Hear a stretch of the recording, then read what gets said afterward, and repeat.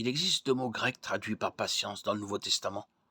Upomone signifie rester sous, comme lorsqu'on porte un fardeau. Il fait référence à la constance dans des circonstances difficiles.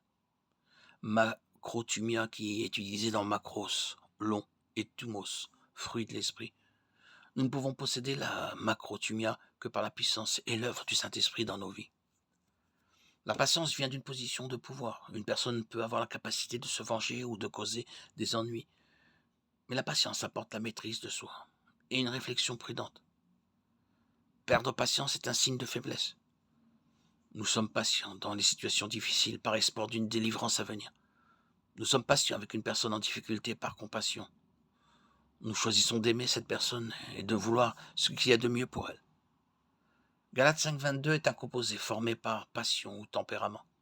Patience, dans Galates 5.22, signifie littéralement long tempérament, dans le sens de la capacité de garder son tempérament pendant longtemps. Il est traduit aussi par longanimité. Une personne patiente est capable de supporter beaucoup de douleurs et de souffrances sans se plaindre. Une personne patiente est lente à la colère en attendant que Dieu lui apporte du réconfort et punisse ses mauvaises actions. En produisant la patience en nous, l'Esprit nous rend plus semblables à Christ. 2 Thessaloniciens 3.5 parle de la patience du Christ. Christ attend patiemment l'accomplissement du plan du Père. Après avoir offert un seul sacrifice pour les péchés, il s'est assis à la droite de Dieu. Depuis lors, il attend que ses ennemis soient mis pour lui le marchepied de ses pieds. Hébreux 10, 12, 13. Nous devrions être patients, comme lui est patient. Dieu est patient avec les pécheurs. Romains 2.4 dit que la patience de Dieu conduit à notre repentir. Romains 9.22 souligne que seule la patience de Dieu l'empêche de détruire les objets de sa colère.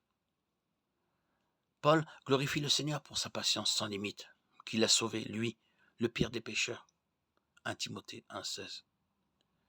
Pierre souligne la patience de Dieu dans 1 Pierre 3.20 en soulignant que Dieu avait une immense patience envers les méchants du temps de Noé, retardant le jugement aussi longtemps que possible.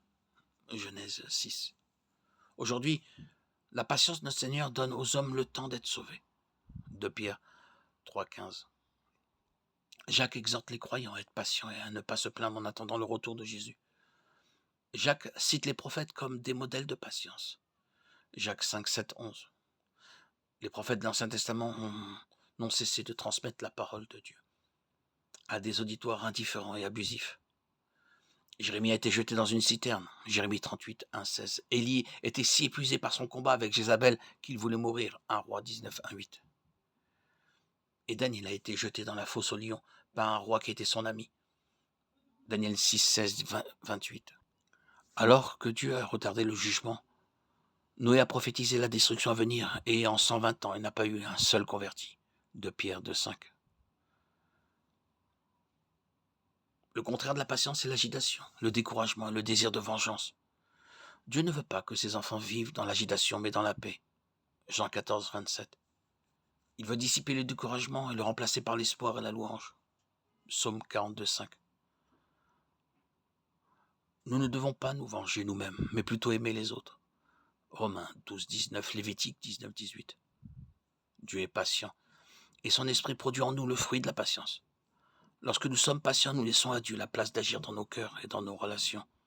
Nous établissons notre programme et nous faisons confiance à celui de Dieu.